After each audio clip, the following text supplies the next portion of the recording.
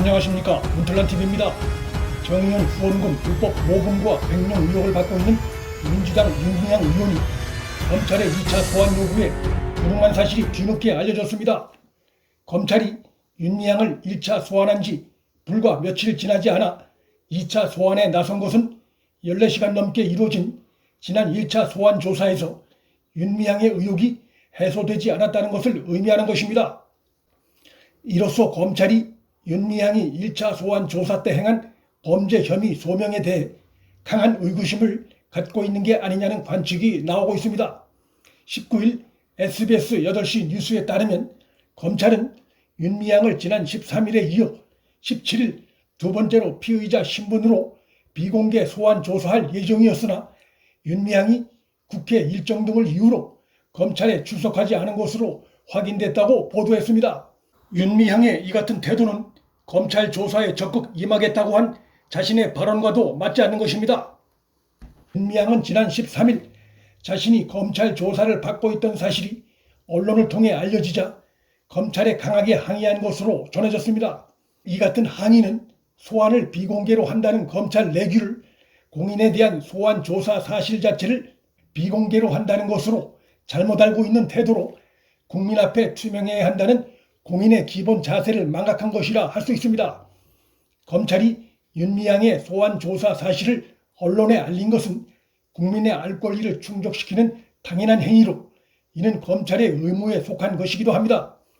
SBS는 이날 보도에서 윤미향이 1차 조사 당시 14시간 넘게 조사를 받았지만 후원금 사용처에 대한 소명이 덜 이루어져 추가 조사가 필요한 것으로 전해졌다며 검찰은 특히 수사 과정에서 윤미향 측의 증거인멸 혐의도 일부 포착한 것으로 전해졌다고 보도했습니다.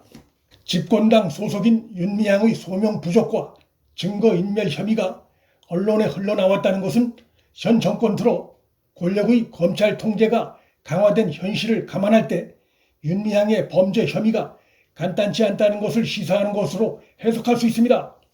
조서 열람 시간을 빼고도 10시간 넘게 긴 조사를 받고도 검찰에 자신의 혐의를 소명하지 못했다는 것은 많은 의혹을 받고 있는 윤미향이 그만큼 제기된 혐의들로부터 자유롭지 못하다는 것을 시사하는 것으로 볼 수 있습니다.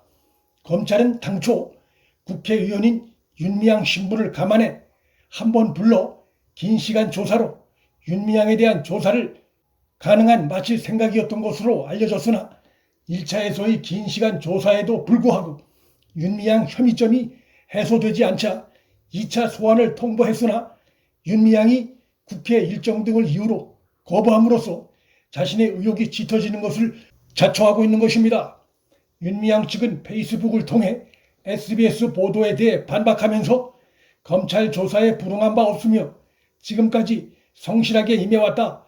이러한 보도 내용이 검찰에서 나온 것이라면 왜곡 행위에 대하여 강력하게 항의한다고 주장했지만 언론과 검찰에 문제가 있다면 또 자신이 그렇게 떳떳하다면 언론과 검찰을 대상으로 말뿐이 아닌 관련 조치를 취하면 됩니다. 윤미향은 정대협과 정의연 활동을 해오면서 개인 계좌 4개를 통해 9차례에 걸쳐 2억 8천만 원을 모금했다고 실토한 바 있습니다. 이 자체만으로도 기부금법 위반 소지가 다분합니다. 윤미향은 두 단체를 이끌면서 사용된 수십억 원대의 기부금과 수억 원대의 국고 보조금 가운데는 국세청 공시에 누락되거나 지출 명목과 금액이 특정되지 않은 경우가 다수 발견됐지만 합리적인 해명을 내놓지 못하고 있습니다.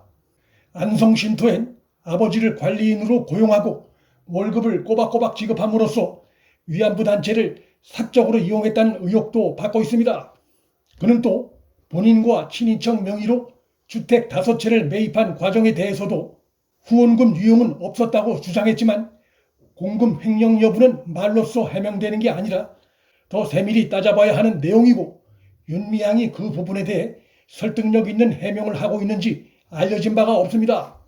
윤미향이 받고 있는 소명 부족과 증거인멸 혐의에 검찰의 추가 소환 요구 계속 불응이 이어진다면 구속영장 청구 사유에 해당할 수 있습니다. 떳떳하다면 검찰의 추가 소환 조사에 응하지 않을 이유가 없습니다.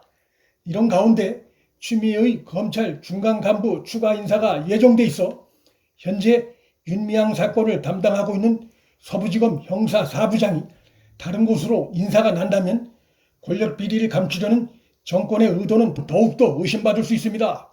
윤미향의 혐의는 일제에 의해 피해를 본 위안부 할머니들 후원금을 횡령하고 수많은 국민들이 낸 기부금을 불투명하게 사용한 혐의를 받고 있다는 점에서 그 어느 혐의보다 무겁고 엄중합니다. 그럼에도 윤미향에 대한 조사는 사건이 의뢰된 지 3개월이나 지나 이뤄졌고 검찰의 2차 소환 요구에 국회 출석 등을 이유로 응하지 않고 있습니다.